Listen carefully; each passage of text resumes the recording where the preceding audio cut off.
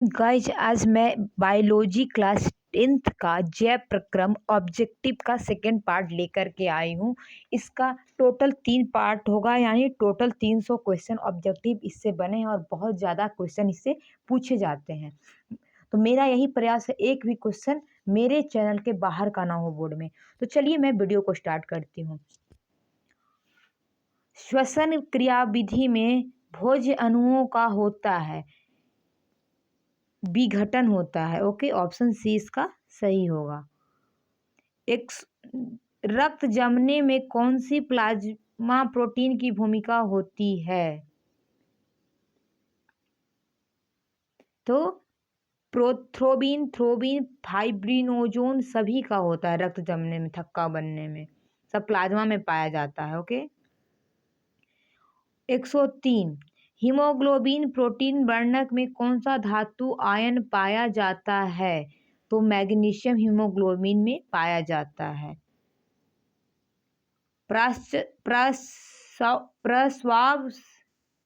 प्रश्वास के दौरान डायफ्राम में क्या होता है? तो संकुचन होता है। जीवों में शरीर में ऊर्जा का उत्पादन किस क्रिया द्वारा होता है? श्वसन के द्वारा ऊर्जा का उत्सर्जन होता है। ग्लूकोज कितने कार्बन अणुओं का होता है? ग्लूकोज में कार्बन का कितने अणु होता है? तो 6 होता है। इसका फॉर्मूला होता है C6H12O6। ठीक है।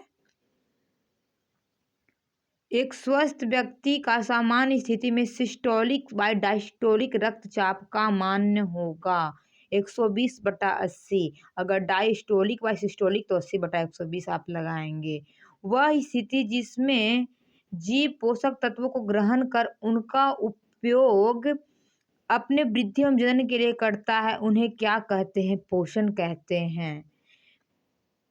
इटाइन के ऊपर दांतों की सुरक्षा हेतु पाए जाने वाले कठोर पदार्थ क्या कहते हैं? इनेमल होता है, दांत को सुरक्षित रखता है। श्वसन क्रिया में विमुक्त ऊर्जा निम्न में से किस यौगिक के रासायनिक बंधन में संरक्षित रहती है? तो ये ATP के रूप में संरक्षित रहती है। पौधों में पाए जाने वाला गाढ़ा एवं दूधिया उत्सर्जित तरल पदार्थ को क्या कहते हैं? लैटेक्स। ओके। उत्तक कोशिकाओं के बीच अवस्थित WBC सहित रक्त प्लाज्मा को क्या कहते हैं? लसिका उसको कहते हैं। रक्त का तरल भाग प्लाज्मा आयतन के हिसाब से पूरे रक्त का करीब कितना प्रतिशत होता है? 55% होता है। ऑक्सीजन की अनुपस्थिति में पाइरूवेट से इथेनॉल एवं CO2 बनने की क्रिया कहलाती है संश्लेषण। छोटी आंत एवं बड़ी आंत के जोड़ पर पाई जाने वाली एक छोटी नाली रुमा रचना को क्या कहते हैं? सिकम। जीवों के शरीर में उपचयी क्रियाओं के फलस्वरूप उत्पन्न अपशिष्ट पदार्थों का शरीर से बाहर निकलना क्या कहलाता है? उत्सर्जन। वृक्क में संयोजी उत्तक तथा आरेखित पेशियों से बना जिस संरचना से घिरा होता है वह क्या कहलाता है? कैप्सूल।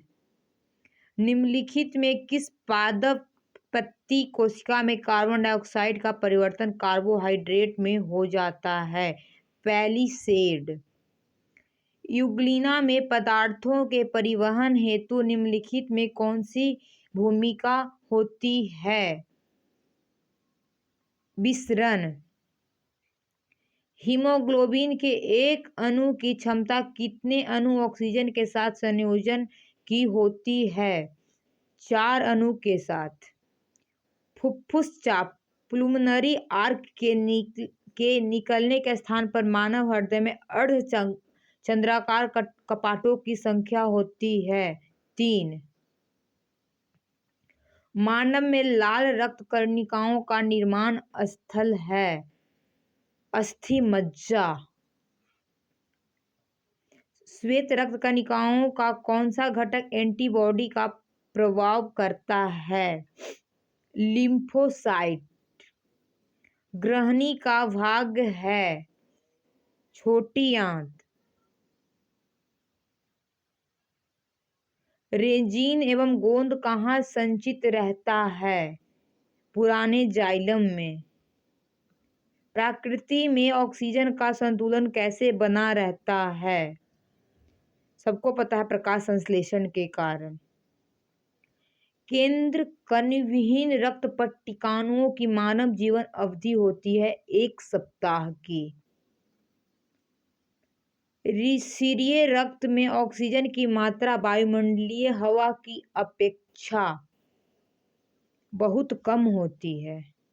यूरिया उक्त रक्त में कहाँ प्रवेश करती है? यकृत से। पाचन क्रिया पूर्ण होती है छोटी आंत में।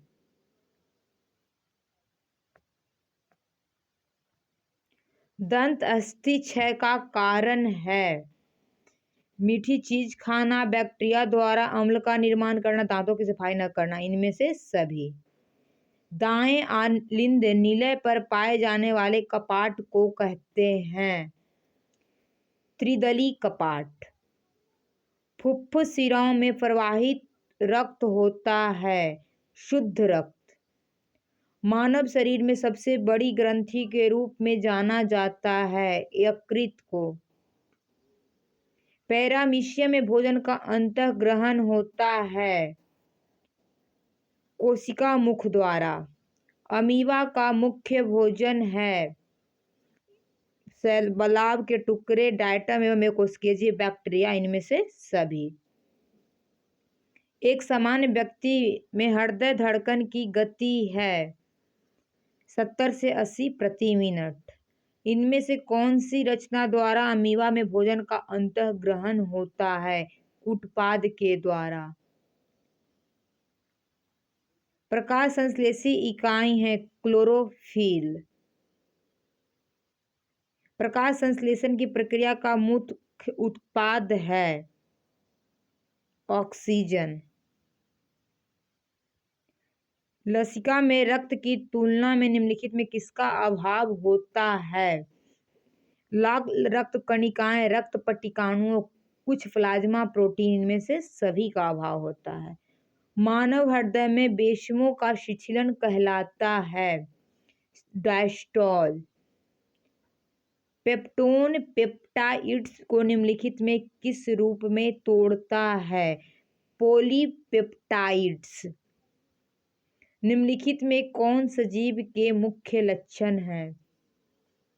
श्वसन। कोशिका के किस भाग में सजीवों के सारे गुण विद्यमान रहते हैं? जीव द्रव्य। पौधों में खाद्य पदार्थ का परिवहन निम्नलिखित में किसके द्वारा होता है? फ्लोएम के द्वारा। फ्लो से फ्लोएम समझ जाओ। चालनी नलिकाएं पाई जाती है फ्लोएम में।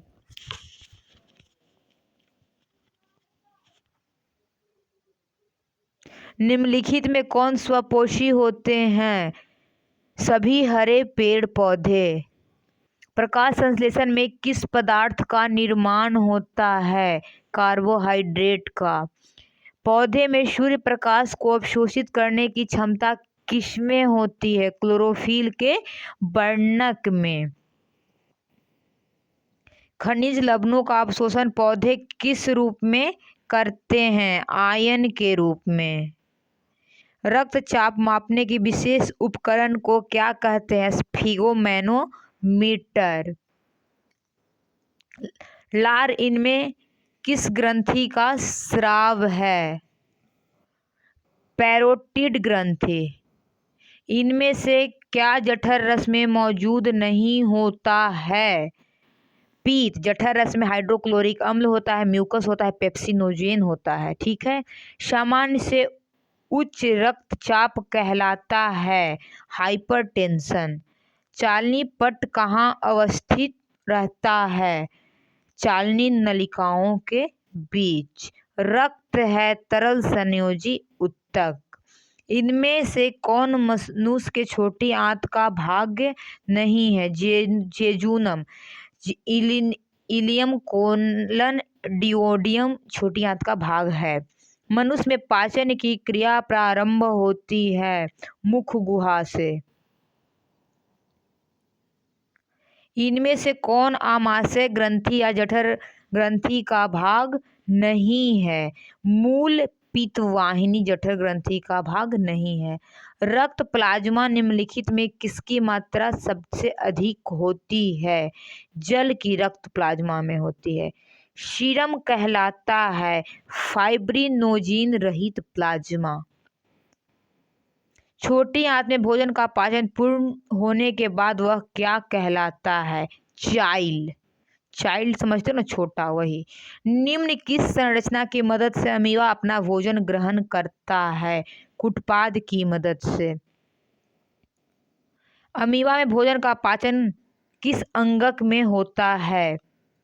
भोजन रसधानी में।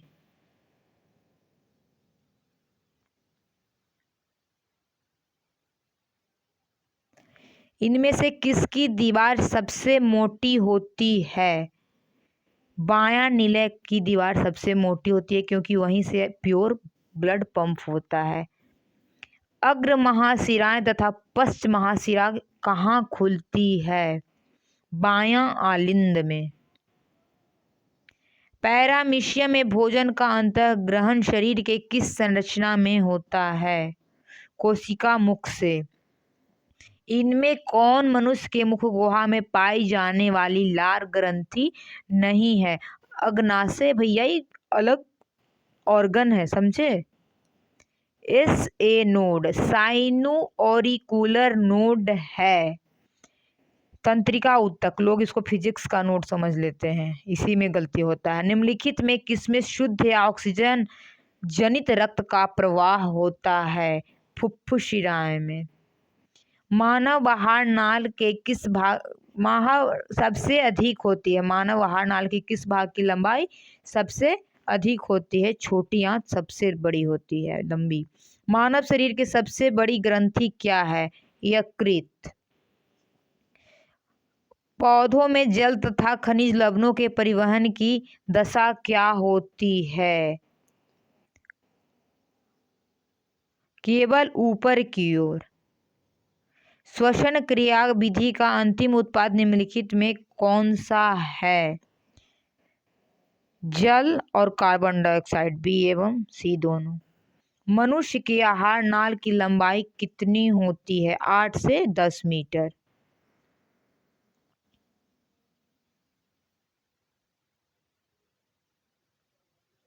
इनमें से कौन रक्त को थक्का बनाने में सहायक होता है? फाइब्रिनोजिन। द्विदलीय कपाट कहाँ अवस्थित होता है? बायां आलिंद निलय छिद्र पर। रक्तचाप का सामान्य से अधिक हो जाना क्या कहलाता है? हाइपरटेंशन। मानव में श्वसन वर्णक कहलाता है हीमोग्लोबिन। श्वसन वर्णक पाई जाती है लाल रक्त कणिकाओं में। इनमें से किसके कारण रक्त लाल दिखाई देता है? हीमोग्लोबिन के कारण।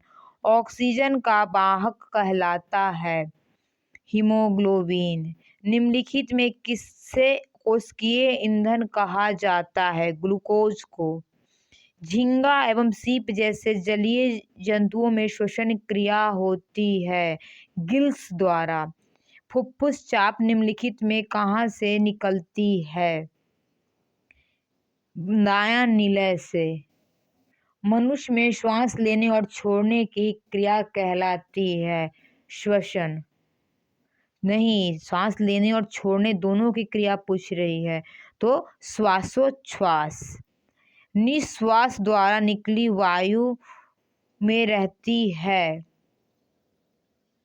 Carbon dioxide.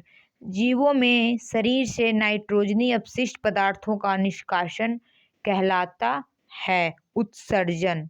पादप अपशिष्ट संचित रहते हैं पत्तियों में, कोशिका रिक्तिकाओं में, छाल में, इनमें से सभी। कोशिकीय श्वसन का अवायवीय चरण पूरा होता है माइटोकॉन्ड्रिया में। निम्नलिखित में कौन एक ऊर्जादायी प्रक्रिया है? श्वसन। महाधमनी चाप इनमें से कहाँ से निकलता है? बायां निलय से। वृक्क के संरचनात्मक एवं क्रियात्मक इकाई को क्या कहते हैं? नेफ्रॉन। हेनले चाप पाई जाती है नेफ्रॉन में। निम्नलिखित में किसमें किण्वन क्रिया होती है? ईस्ट में। फुफ्फुसिराएं हृदय के किस वेश्म में खुलती है? बायां आलिंद में। फुफ्फुसिराएं हृदय के किस बोमेन संपुट एवं ग्लोमेरुलस को सम्मिलित रूप से क्या कहा जाता है? मैलपिगियन कोष। अब आप लोग के लिए है last question. HW comment box में बताएंगे कि मछली कौन से भाग से श्वसन लेती है। आपको कोई भी किसी भी विषय का डाउट होगा आप डायरेक्ट कमेंट करेंगे या फिर आप मुझे मैसेज कर सकते हैं। Thanks for watching.